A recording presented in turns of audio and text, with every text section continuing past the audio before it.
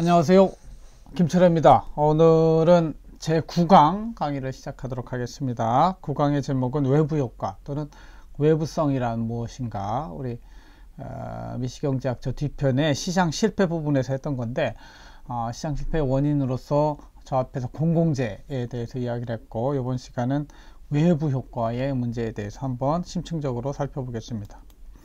중요한 부분은 이제 결국 우리가 행정학과이기 때문에, 행정학과가 뭐라고 그랬어요? 정부 또는 공무원이 왜 그런 일들을 해야 되는가 하는 것들을 살펴보는 것이거든요. 그러니까 포인트는 외부성의 문제가 무엇인가를 좀 파악을 하고, 이것 때문에 정부는 어떤 역할을 해야 되는가, 내가 공공기관 또는 공무원이 된다면 어떤 역할을 해야 되는가, 그 부분을 좀 찾아내는 것이 키가 되겠습니다. 첫 번째 질문은 외부 효과란 무엇인가, 영어로는 externality라고 하는데, externality가 무엇인가를 한번 살펴보겠습니다. 사전적인 의미로 이렇게 나와 있습니다. 쉽지는 않지만 external effect, externalities 라고 하고 있는데, 어떤 사람의 행위가 다른 사람에게 영향을 미치지만 그의 보상을 지급하거나 지급받지 않는 것. 우리 교과서에 보면은 경제적인 이익이나 손해가 발생했어요. 그런데 그것에 대해서 대가가 지불되지 않는 것. 그러면 시장경제의 넘버원 원리가 뭐라고 그랬어요? 시장경제의 1원리는 공짜가 없다. 그래서 대가를 지불해야 되는데 대가가 지불되지 않으니까 결국 이것이 시장 실패라고 하는 것이죠. 물론 그 사람이 어떤 이익을 취하려고 또는 손해를 끼치려고 한 행동은 아니에요. 그렇지만 의도하지 않았지만 이익이나 손해가 발생했다 할지라도 시장에서는 그것이 대가가 지불되어야 되는 것이 시장 경제의 원리가 되겠죠. 그것이 이루어지지 않을 때 시장 실패가 발생한다고 하는 것입니다. 그래서 이 사회에 필요한 것이 있는데 그것에 대한 대가가 지불되지 않는 것, 이거는 플러스의 외부 효과. 이 사회에 부정적인 영향을 미치는데 그 손해에 대해서 대가가 지불되지 않는 것은 네거티브, 부정적인 부의 외부 효과라고 이렇게 부릅니다. 그래서 그 외부 불경제에는 external diseconomy하고 external economy, 이게 그 external economy, 외부 경제가 플러스, 외부 불경제가 마이너스가 되겠습니다. 영어로 된 걸 보면은 in economics, externality is the cost or benefit that affects a party, 어떤 한 부분에 영향을 주는 거죠. 손해나 이익을 주는 거죠. Who did not choose to incur, 의도하지는 않았어요. 그렇게 손해나 이익을 끼치 의도하지 않았지만 그러한 것이 발생했는데, 중요한 건 거기에 가격, 대가가 지불되지 않은 것이죠. 그 대가를 지불하게 만드는 것을 뭐라고 그러냐, 외부, external이 아니라 internalize, 내부화시킨다 라고 이렇게 이야기를 합니다. 좀 더 간략하게 정리된 걸 살펴보면, 이러한 externality라고 하는 것은 특별한 케이스죠. 마켓 페일리어, 시장 실패한 케이스로서 여기에는 이야기하는 것처럼 네거티브한 externality가 있고 포지티브한 externality가 있다, 이렇게 이야기를 하고 있습니다. 좀 그림으로 된 걸 보면 예를 들은 거죠. 네거티브, 부정적인 효과를 하되, 사회 전체적으로 손해를 많이 끼치는 것, 요즘 미세먼지 많이 나오죠. 매연, 자동차가 배출하는 매연, 이런 것들 사회의 영향. 이 사람이 자동차 몰고 가면서 다른 사람 손해 끼치려고 하지 않은 거죠. 의도하지는 않았죠. 그렇지만 사회 전체적으로는 손해를 끼치고 있잖아요. 이 사람들이 대가를 지불하지 않으면 계속해서 이 매연의 배출량이 늘어나겠죠. 그래서 결론적으로는 아까 말씀드린 것처럼 정부는, 공무원은 어떻게 해야 되겠어요? 이 자동차에 가서 너 매연을 배출하면 사회적으로 공익에 해가 되니 배출하지 말아라, 이렇게 해야 되겠죠. 그런 누군가가 필요한 것이죠. 그것이 공무원이고 공공기관이고 정부가 된다는 것이죠. 마찬가지로 집에서 버리는 생활 쓰레기도 그렇고요. 노이즈, 층간소음, 이런 것도 굉장히 문제가 큽니다. 아파트 위에서 막 떠드는데 밑에 부정적인 마이너스의 효과를, 피해를 주잖아요. 하지만 그 대가를 지불하지 않는 것. 그 다음에 공기오염, 간접 흡연으로 인한, 그렇죠? 간접 흡연도 상당히 문제가 있습니다. 그래서 이런 것들을 다 정부가 해결하기 위해서 흡연실 따로 만들고, 그렇죠? 층간소음 문제도 해결하기 위한 규제, 이런 것들도 만들고 이렇게 하는 것이죠. 교통체증도 그렇고, 어딕션, 중독되는 것도 그렇고, 투어리스트, 여행가들이 버리는 쓰레기도 그렇고, 비만까지도 사회적으로 사회적인 측면에서 부정적인 외부 효과를 나타낸다고. 이것을 그래프로 한번 살펴보면 실제 이 네거티브, 부정적인 효과를 나타내는 그런 매연이라든가 오염물질 이런 것들은 사회가 필요로 하는 수준보다 더 많이 배출되게 되어 있습니다. 사람들이 그만큼 대가를 지불하지 않기 때문이죠. 그러니까 결국 그림으로 보면은 실제 그 사회적인 수준에서는 이만큼 비싸야 되는데 자동차 값이 매연까지 포함하면 비용이 큰데 실제 그것을 지불하지 않기 때문에 이만큼 더. 그래서 이 공해의 양이 실제 사회에서 필요로 하는 건 요 조금 요만큼이어야 되는데 Q2여야 되는데 대가를 지불하지 않기 때문에 요 Q1까지 그렇죠? 많이 대량 과잉 생산되는 문제이고 결국 어떻게 해야 돼요? 정부가 나서서 이것을 끌어올려가지고 벌금을 부과한다든가 부가금을 부과해서 실제 가격을 올려줌으로 인해서 다시 생산량이 과잉 생산이 아니라 적게 생산되도록 만들어주는 역할을 하는 것이죠. 긍정적인 외부 효과로서는 이제 예전 교과서에 많이 나왔던 게 이제 꿀벌과 이게 양봉업자와 과수원의 관계인데 이 꿀벌업자 입장에서는 이제 봄이 되고 꽃이 피면 꿀을 따러 과수원 옆에다 꿀통을 놓습니다. 실제로는 이 과수원 때문에 꿀을 많이 따죠. 그죠? 혜택을 봤어요. 그러면 이 혜택을 본 만큼 사실은 시장 경제에서는 과수원 주인에게 얼마를 줘야죠. 그렇죠? 근데 그에 대한 대가를 지불하지 않고 있는 것. 이게 플러스의 외부 효과를 누린 것이죠. 이렇게 되면은 이 과수원 입장에서는 꽃 관리를 잘 하겠어요? 만약에 이 양봉업자가 과수원 주인에게 당신 때문에 꿀을 이만큼 많이 탔으니 내가 1년에 얼마씩 줄게요. 이렇게 대가를 지불하면 과수원의 꽃 관리가 더 잘 될 거예요. 그죠? 물론 과수원도 이 양봉업자 꿀벌 때문에 과일이 많이 맺혔다고 하면은 이거는 또 서로 간에 상계됐다고 그러죠. 서로 간에 이익을 봤으니까 외부 효과라고 볼 수 없지만 과거의 책에는 이런 이야기들을 외부 효과로 설명을 했다 이런 말씀을 드립니다. 그래서 이렇게 긍정적인 외부 효과를 나타내는 것은 사회적으로 필요한 수준이 더 많아야 되는데 대가를 지불하지 않기 때문에 적게 생산돼요. 그렇죠? 사회적인 수요는 더 많은데 그래서 정부의 역할은 사회적인 수요가 늘어나게 하든지 아니면 실제 보조금을 줘서 공급 곡선이 오른쪽 가게 하든지 또 가격이 낮아지게 하든지 해서 더 많은 공급이 이루어질 수 있도록 정부의 역할이 부여된다는 것이죠. 일단 이 정도로 외부성이란 무엇인가, 긍정적인 외부성과 부정적인 외부성이 있다 이런 정도로 살펴보시면 되고요.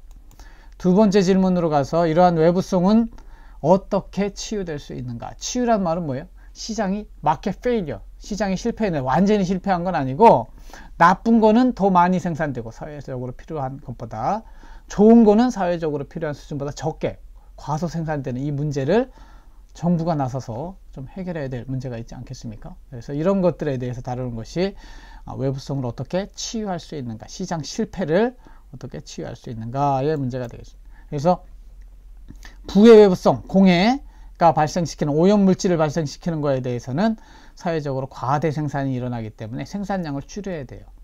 그래서 방법은 정부가 개입해서 직접적인 방법이든 간접적인 방법이든 정부가 개입해서 그 생산량이 줄어들도록 하는 것이죠. 물론 서로 간에 이익과 피해를 보는 사람들이 서로 만나서 자발적으로 너 때문에 우리 사회가 내가 피해를 봤으니 네가 나한테 돈 좀 줘라. 이렇게 자발적으로 서로 간에 계약이 협상이 이루어지면 더 좋겠죠. 그러나 이것들이 불가능할 때는 정부가 개입해야 될 필요성이 있죠. 플러스의 외부 효과를 나타내는 것은 실제 사회적으로 필요한 것보다 과소 생산되는 문제가 발생합니다. 그래서 이것은 사회 전체적으로 생산량이 늘어나야 되는 것이죠. 사회 전체적으로 좋은 영향을 미치는 것, 교육이 그렇고요, 공원이 그렇고 정원들 이렇습니다. 그래서 정부가 개입해서 생산량을 늘리든지 자발적으로 이익을 보는 사람들이 또 그것을 생산한 사람에게 어떤 대가를 지불함으로써 이런 방법이 있을 수 있죠. 그래서 이런 과대 생산, 과소 생산의 문제, 즉 시장 실패의 문제를 이렇게 대가가 지불되도록 함으로써 어떤 시장 경제가 돌아가도록 공짜가 없도록 만드는 것을 내부화시킨다. 외부성의 내부화, internalize 이런 표현을 씁니다. 그래서 영어로 보면은 internalizing an externality, adjusting incentives so that decision makers take into account all the cost and benefit. 그러니까 결국 익스터널리티 때문에 발생하지 않았던 대가를 지불하지 않았던 것에 대해서 대가를 지불하게 함으로 그렇게 함으로 인해서 사회 전체적으로 적정 생산이 이루어질 수 있도록 만드는 것을 내부화시킨다. internalizing이라고 한다. 이런 용어의 개념을 살펴보았습니다. 그래서 이렇게 외부성을 치유할 수, 딜링, 다룰 수 있는 어떤 방법들은 정부가 직접 나서 가지고 규제를 하는 방법이 있고요. 또 인센티브, 이건 간접적인 방법, 세금을 부과한다든가 어떤 시장 인센티브 시스템을 만들므로 인해서 해결할 수가 있는 것이죠. 물론 자발적으로 이렇게 참여해서 해결할 수 있는 베스트 솔루션이지만 이게 안 될 때는 이 위에 나오는 것처럼 정부가 나서서 직접 규제를 하거나 또는 세금을 부과하거나 인센티브가 돌아가도록 하는 것들이 정부의 역할이 되겠습니다. 그 대표적인 예로 세금을 부과하는 거 있습니다. 예를 들면 공해물질을 유발하는 어떤 제품이 있어요. 그거에 대해서는 이게 지금 뭐 1,000원에 거래되고 있습니다. 그러니까 이 물질에 대해서는 어떻게 공해물질을 발생하니까 가격을 어떻게 하면 올리겠어요?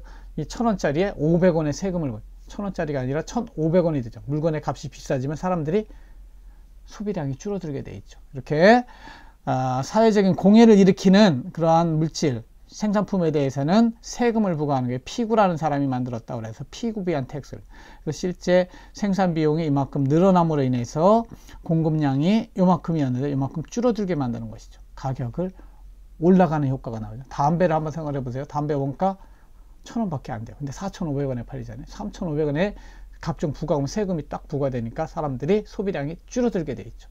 사회에 부정적인 영향을 미치는 것들은. 그래서 이런 것들은 그 신텍스 또는 크라임 텍스를 하죠. 사회에 부정적인 죄악세라는 이름도 붙기도 합니다. 주세와 담배세가 여기에 해당이 되겠죠. 공해세도 마찬가지가 되겠습니다.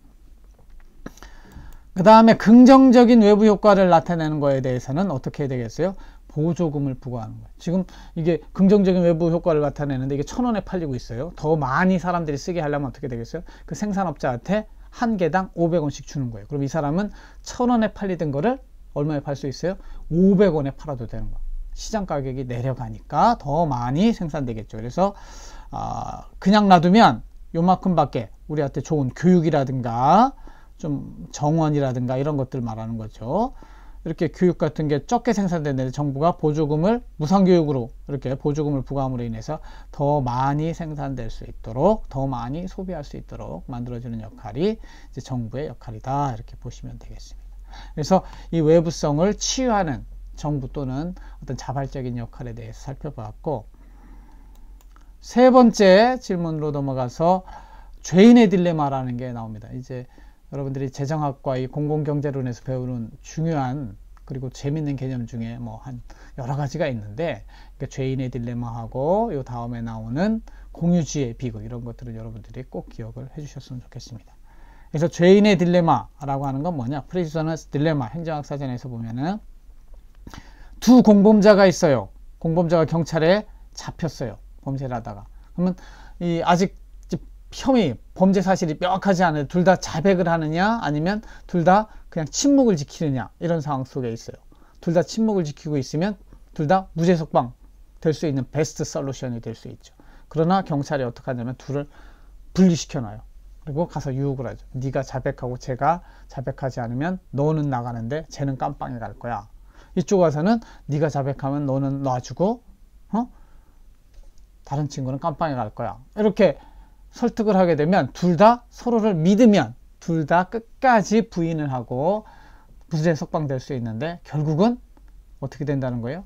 둘이 서로의 신뢰가 깨지는 거죠. 떨어져요. 같이 있을 때는 서로 눈치를 주고만 발로 쿵쿵 차면서 끝까지 우리 약속을 지키자 하지만 떨어져 분리시켜버리면은 어떻게 둘 다 자백을 하고 결국은 둘 다 깜빵에 남게 된다는 것이죠. 이 사회에서는 우리 둘 다 이익을 볼 수 있는 경우도 있는데, 그것이 아니라 실제 현실은 어떻게 돼요? 둘 다 손해를 보는 그런 결정을 하는 경우가 많다는 것이죠. 이런 상황을 설명하는 것이 게임 이론에서는 죄인의 딜레마 게임이라고 이렇게 이야기를 합니다. 그래서 이런 상황이 실제 그 집합적인 의사 결정하에서는 굉장히 많이 일어나요. 서로 간에 집단과 집단이 싸울 때 서로 승리할 수 있는 윈윈 게임의 솔루션이 있는데도 불구하고 그쪽으로 가지 못하고 루즈 게임으로 가는 것이죠.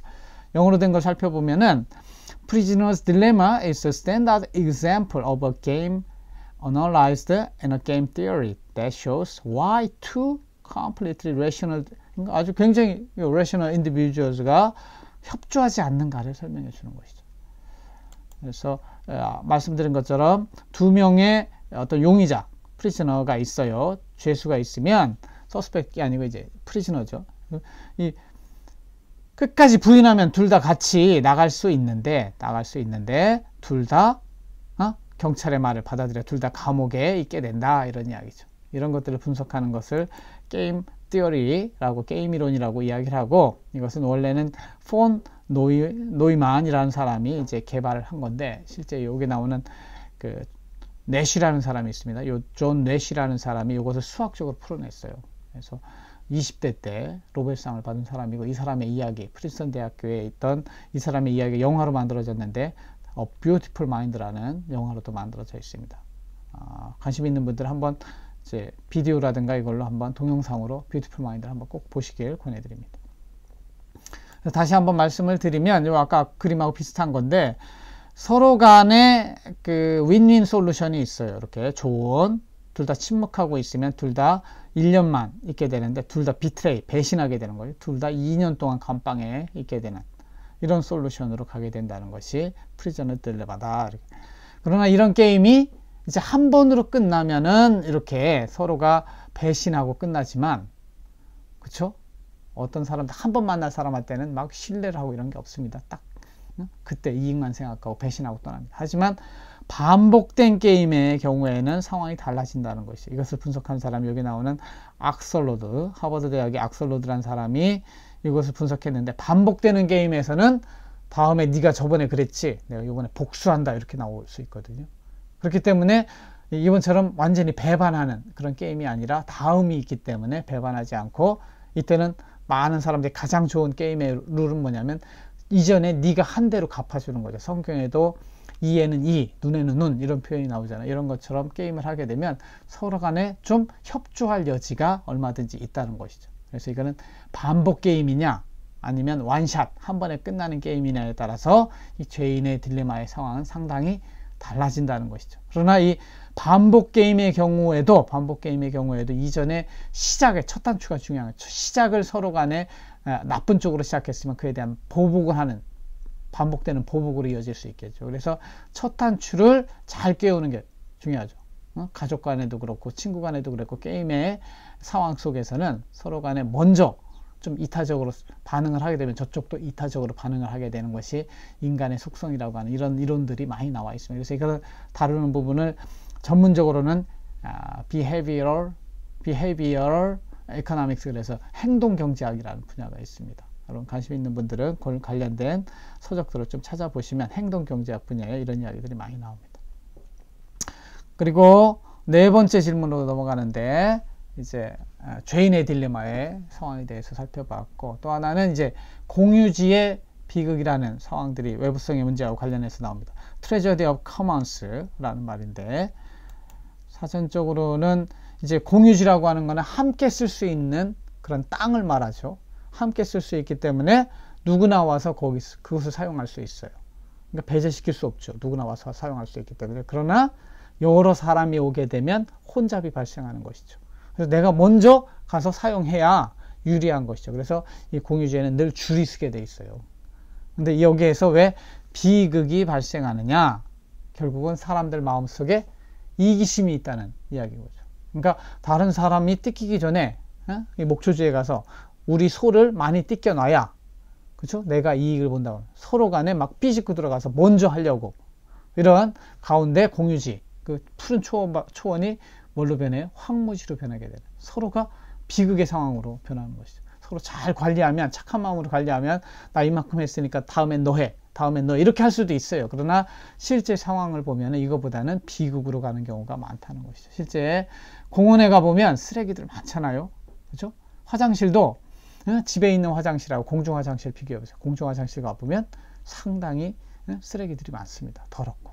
그리고 화장지도 집에서는 한 5칸 떼 거를 확 해가지고 한 10칸 떼가지고 하는 경우가 많거든요. 그러니까 이것이 이 함께 쓰는 물건일수록 더 잘 관리해야 됨에도 불구하고 실제로는 그렇지 않는 그런 현상들이 발생하는데 그것을 공유지의 비극이다 이렇게 이야기를. 그래서 이게 하딘이라는 사람이 1968년 사이언스지라는 이제 그 과학 잡지에, 원래는 생물학자예요, 이런 표현을 썼다. The Tragedy of the Commons라는 표현을 썼다 이런 것입니다. 그래서 이 영어로 보면은 Tragedy of Commons is the term, 용어란 뜻이에요. used in environmental science, 환경 과학에서 나오는 말이고, to describe a situation in shared, 함께 쓰는 resource system where individuals use acting independently according to their own self-interested behavior contrary to the common good of all users. 그러니까 이런 사람들이 함께 쓰기로 한 것에 각 개인으로 참여할 때는 이기적으로 자신의 이익을 추구하는 현상이죠. 그래서 좀 쉽게 이 목초지를 한번 생각해 봅시다. 이 넓은 뭐 함께 쓰는 목초지에 한 3마리만, 양 3마리만 이렇게 뜯고 있어요. 그러면 푸른 초원이 유지가 되죠. 근데 어이구 저거 남이 뜯기 전에 내가 먼저 우리 양 뜯겨야지 하고 양들을 늘려가요. 2마리가 늘었죠. 여기 더 늘어나죠. 이렇게 되면 이 푸른 초원이 뭐가 된다는 거예요? 사막 같은 모래밭이 돼버린다는 것이죠. 그러니까 함께 잘 사용하면 좋은데 사람들의 이기적인 속성 때문에 이렇게 비극으로 변하게 된다는 것이 The Tragedy of Commons라고 하는 거죠. 우리가 내는 세금을 생각해보면 세금 꽁돈이라고 생각하죠. 그래서 꽁돈이 절대 아니죠. 누군가 다 열심히 일해가지고 그거를 국가에 바친 돈이에요. 근데 이 국회의원들이라든가 공무원들은 그걸 꽁돈이라고 생각하고 막 헤프게 쓰는 경우가 있죠. 이런 것들 다 공유지의 비극으로 설명할 수 있는 그런 것들이 되겠죠. 그래서 이제 공유지의 비극을 설명할 수 있는 사례로는 이 어장, 공동 어장 있죠. 바다라든가 이런 어장에서 이 물고기를 큰 놈만 잡아야 되는데 내가 안 잡으면 딴 놈이 잡아갈 거야 이런 마음 때문에 쌍끌이로 와가지고 밑에 작은 거기까지 싹 잡아가 버리면 어떠해? 어장이 황무지가 되죠. 아무것도 없게 되는 것이죠. 이런 문제. 그래서 특징적으로 볼 때는 그 다른 사람이 오는 거를 배제할 수 없어요. Not excludable. 그러나 경합적이에요. 누가 먼저 이용하느냐에 따라서 이익을 볼 수 있거든요. 이런 특징들 때문에 이런 Tragedy of Commons가 발생한다는 것이죠. 그래서 방법, 솔루션으로서는 어떻게 해야 돼요? 이 공유주의에 대해서 얼마큼의 권한을 가지고 있는지, 재산권이라고 합니다. 그 재산의 권한을 적절하게 이렇게 설정을 해주면 이 문제가 해결될 수 있는 것이죠. 그래서 물론 사회적으로 우리 함께 쓰는 물건이니까 도덕적으로 이렇게 하자고 하는 social norms, 그러니까 사회적 규범을 만드는 것들도 굉장히 중요한 표현이 되겠습니다. 중요한 해결책이 되겠습니다. 그래서 이런 부분들을 볼 때 그 프로퍼티, 재산이라고 하는 것이 완전히 자유로운 이런 재산이 있는가 하면은 일정한 제약 조건을 가지고 서로 간에 약속을 가지고 재산을 관리하는 그런 조건도 있을 수 있거든요. 그래서 완전히 이렇게 오픈 액세스, 누구나 접근할 수 있는 이런 커먼 풀 또는 또 커먼스, 공유제인 경우에는 우리가 이야기하는 것처럼 트레저디 오브 커먼스, 이것이 발생할 수 있어요. 공유제의 비극이 발생할 수 있고 퍼스트 컴 퍼스트 서비스, 선착순의 문제가 발생을 하게 됩니다. 반면에 그 limited set of owners, 오너들의 적절한 어떤 그 소유권 설정이 돼 있는 경우에는, 이런 경우에는 아무리 이제 커먼스라 할지라도 이걸 common pool resource라고 오스트롬은 이야기하는데, 이런 거일 경우에는 공동체 내에서 자유로운 규칙과 규약을 만들어서 프로퍼티 라이트를 만들어 가지고 재산권에 대한 규칙을 만들어서 관리할 수 있다고 주장하는 것이 엘리너 오스트롬의 주장입니다. 그래서 이게 완전 개인적인 재산권의 경우에는, 사유재산권의 경우에는 배타성과 경합성이 있기 때문에 이러한 공유주의 비극이 발생하지 않습니다. 그러나 이렇게 함께 쓰는 커먼스의 경우에는 이런 부분이 발생하는데, 이것도 모든 사람이 오픈 액세스냐 아니면 리미티드 셋 오브 오너냐 이런 거에 따라 차이가 있다는 것이죠. 그래서 이 공유지의 비극이 발생하는 상황을 가지고 이제 이 엘리너 오스트롬 같은 사람은 정부가 개입하는 것보다는 그 관련된 사람들이 스스로 규약을 만들어서 얼마든지 관리를 할 수 있다, 이런 식의 이야기들을 전 세계 사례를 모아가지고 그래서 책을 씁니다. 그래서 이분이 여자인데, 여자로서는 유일하게 노벨 경제학사를 받은 분이 엘리너 오스트롬이라는 분입니다. 첫 번째 강의는 여기서 정리하고요. 나머지 내용은 두 번째 강의에서 말씀드리도록 하겠습니다. 잘 들어주셔서 감사합니다.